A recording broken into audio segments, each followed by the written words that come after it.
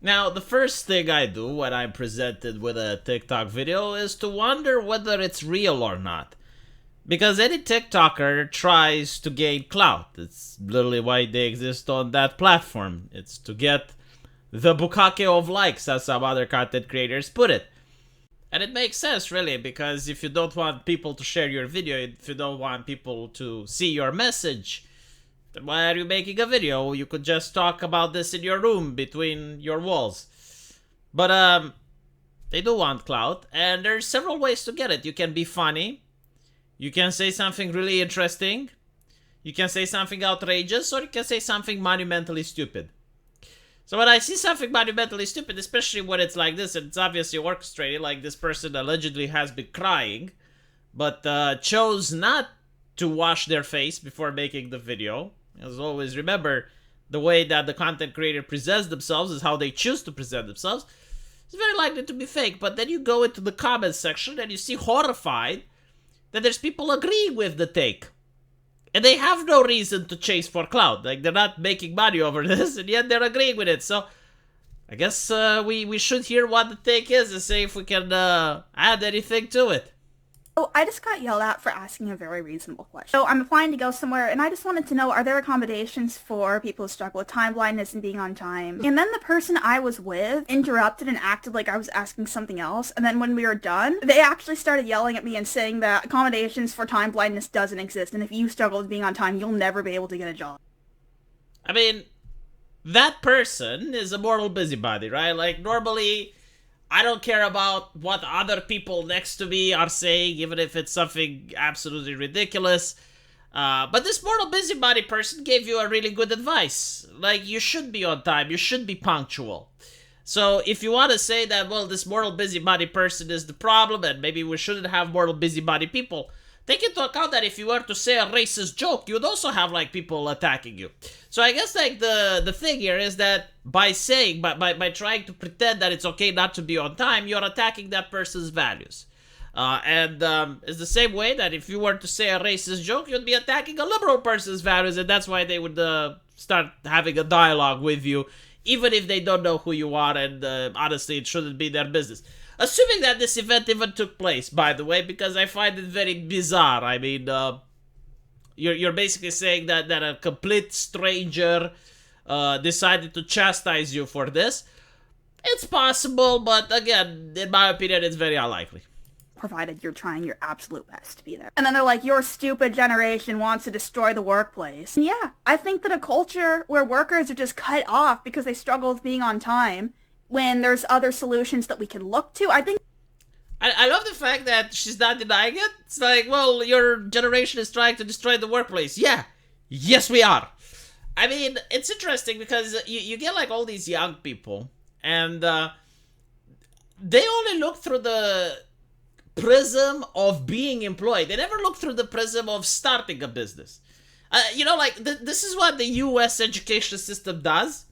Like it completely trains people not to even think that they have the possibility of at one point starting up their own business. Because the school system is teaching people how to be obedient employees. It's not, or revolutionaries. It's not teaching people how to actually plan and start their own stuff. And it's also the left-leaning culture in America. Like, if you go at the age of 18 to a bank and you say you want $100,000 to start your own business, they will laugh you out of the premise. But if you go to the bank and you say you want $100,000 to become a lesbian dancing master and go to university to study that, they will ask you where to sign, and then you have a student loan that's going to follow you for the rest of your life. Because it incentivizes people to become obedient employees. Now, if you were to start a business, imagine what would happen if people don't go there on time.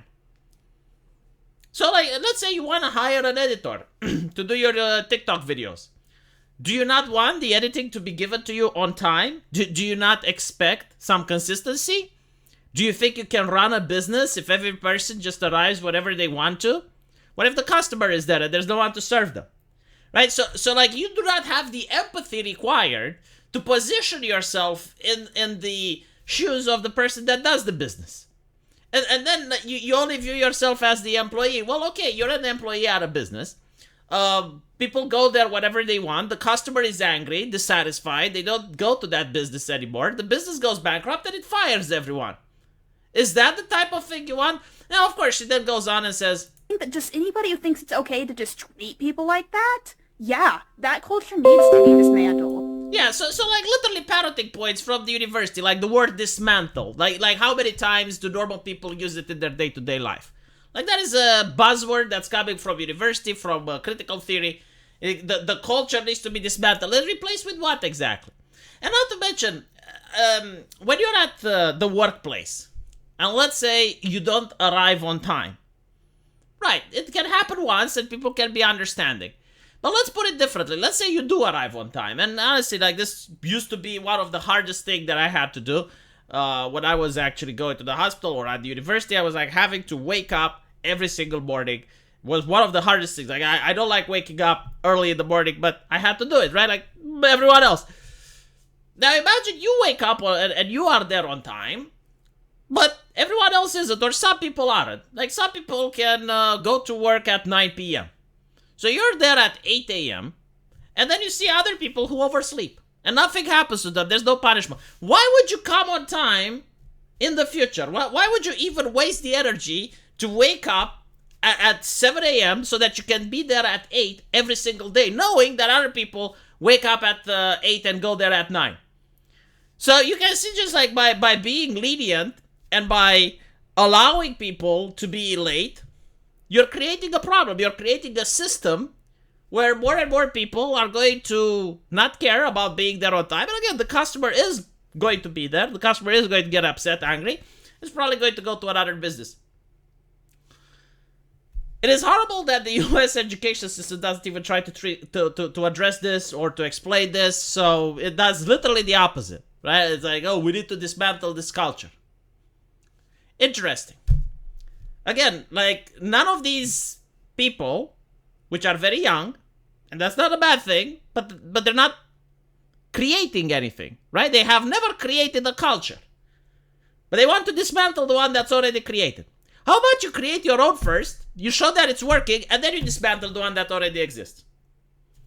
Like if you manage to start a business where people can go there at any hour they want, and your business is still functioning and there's no problem, you're going to have a very successful business. Everyone is going to want to work there.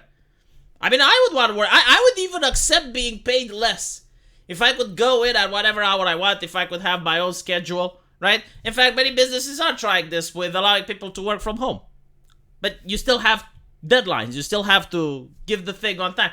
It's interesting because like certain universities and even like high schools were actually proposing that they get rid of allowing people to submit their work on time. So they're incentivizing this stuff, knowing exactly the damage it can do to a person. Anyway, let me know what you guys think, and as usual, I will see you in the comment section. Take care.